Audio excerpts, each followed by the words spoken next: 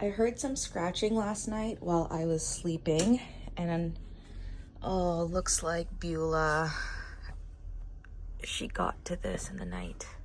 Oh yeah, she got up here too. I just got home from work and I noticed that the threads on my couch have been pulled out, and also there is a tear now. So I think we need to get Miss Bula something else to work with. Let's build a new scratch post for my senior rescue foster cat. While I put together this cat tree, I thought it would be great to go over some of the comments I got in my last video. First is from Niska Melchion 1942, who is saying that I am the worst for not adopting Bula and Walter together. Walter and Bula were surrendered together, but staff and the vets noticed that Walter was bullying Bula and they did not appear to be bonded, so that's why they're fostered out separately. This comment stated that I made some choice by not fostering Bula and Walter together and I did an injustice to Walter. That's not true. My rescue and the BCSPCA decides who will be fostered by whom, and they decide which fosters need to be together or not, and I have no choice in that. Diane Hull 7635 thinks that the videos are more about my looks than the cat. I fail to see how that's true. This comment is asking why did her parents lie about her condition, and I think it's a fair question. However, I do think people feel shame or they're embarrassed when they are dropping off or surrendering cats, and so that might have been the case here, or they simply didn't think that she had any health issues. They also said that she hadn't seen a vet since she was a kitten, so they could have been unaware about her kidney issue. It might be the case that I am providing hospice care for Bula. That hasn't been determined yet, so I'm not going to use those words. As for Walter, I don't have much information on him except for he's 20 pounds and he is really picky about the food he likes to eat. I thought this comment had a really interesting perspective. Basically, Andy Panda 2515 was saying that if you are a senior person, you might be well matched with a senior cat, just in terms of who could take care of the cat if something were to happen to you. And while I do think it is a little bit sad to think about, it is quite realistic in terms of life expectancy of the cat. C. Weisable made a great point. The cost of care is something that is really important for potential adopters to be aware of. With Bula's knee issue as well as her kidney issues, there could be medication as well as pain management for the rest of her life, and that is a big undertaking for any potential adopter. Because every cat, deserves to have some new things of their own, especially when they come in through foster, and there wasn't any scratch posts available for the organization to provide me, and I noticed that she really does. Oh, I'm already doing this wrong. Oh no, I'm doing it right.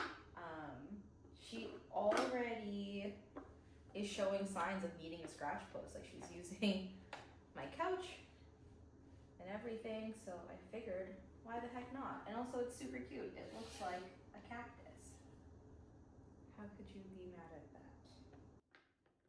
J99 thinks that we should be using clay litter instead of pellets because it's harder on Bula's limbs. Now, Bula has seen the vet, and it is determined that the pellet litter is the best for her for a variety of reasons. One, given that it is easy to identify if she's having any bladder issues and or bowel movement issues. It doesn't just turn into a gray wet spot. I would be able to see colors or any changes. Second, it is way more environmentally friendly. It won't cause any sort of dust issues or anything like that. And then second, the clay litter is way more expensive than the pellet litter, and given that it is a shelter, it is way more economical for the shelter to have the pellet litter on hand. And I do think that it is way easier for fosters to be able to clean pellet litter than it is to have the sand tracking all around the house.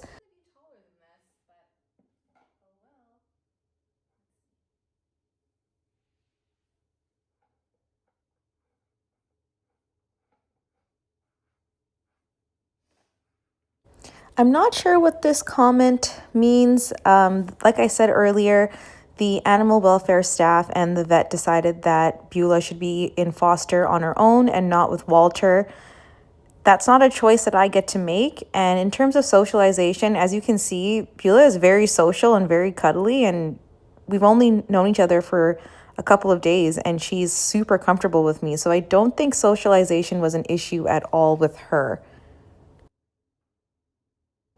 This comment from Ian Russell 8790 is spot on. They said that they don't understand why people just give up their cats and don't see them through.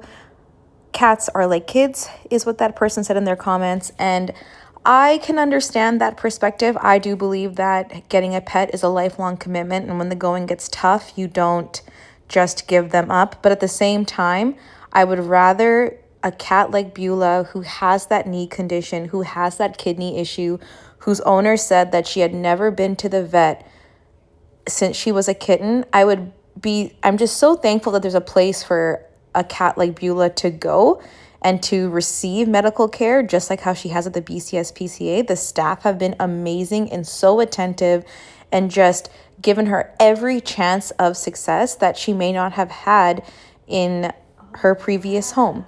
So while I do agree, I do really think that there needs to be places like the SPCA where people can take their cats if they are unable to care for them anymore. And it's a tough line to draw between, ownership and what that looks like. But in the case where people are unable to fulfill the duties of ownership, we do need institutions like this so that we can avoid having cats being dumped on farms or just let outside and have something worse happen to them. At first, Miss Beulah was not really interested in the cat tree. In fact, it seems like she was more annoyed that it was there than anything, but she was giving it some very, very cute head bumps and was not too mad that it was there. I tried my best to make it a little bit more enticing and get her attention, and she definitely did come by. She gave it some head bumps, and she did use it as a little bit of a head scratching stand, which was nice to see. I thought maybe using a toy to get her attention and get her to sort of touch and feel the cat tree would be the thing that kind of helped her understand what its purpose was.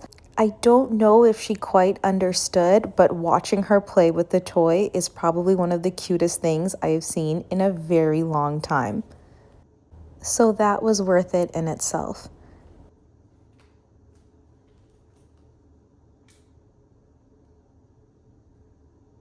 We did get a few instances of her putting her paws and kind of retracting them into the cat tree. So that was really exciting to see because I could at least say that she had felt it and understood that it may be a nice scratchy surface. Oh, nice. We were close there. Oh, yes, yes, yes. Good girl. I just wanted to take this time to thank everybody for commenting and liking on my last video. It means so much to me and so much for the awareness of Beulah and any potential adopters. I just cannot say enough how thankful I am. And if you could just continue to like and subscribe and share, I'm really hoping that we can find an adopter for Beulah that not only understands her, but her needs. And that's the whole purpose of my channel, is to help bring awareness to foster cats who are really looking for a fantastic home. It takes a community effort to help find resources and homes for cats like Beulah, and I just can't thank everyone enough for not only helping me find community, but also the folks who just understand the needs of a senior foster cat with medical issues and what it's like to be a foster for a cat with those issues. If you have any more questions about Beulah or the foster process, or if you'd like to see any specific types of videos with Beulah, please leave me a comment down below and I'll be happy to try my best to answer and give you guys the videos that you want to see. I think she likes it. Do you like your new cat tree?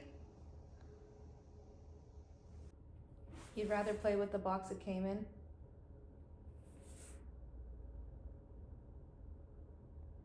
Cool. I think you're just acting cool, you know, don't want to seem too excited about it early on. That's fair.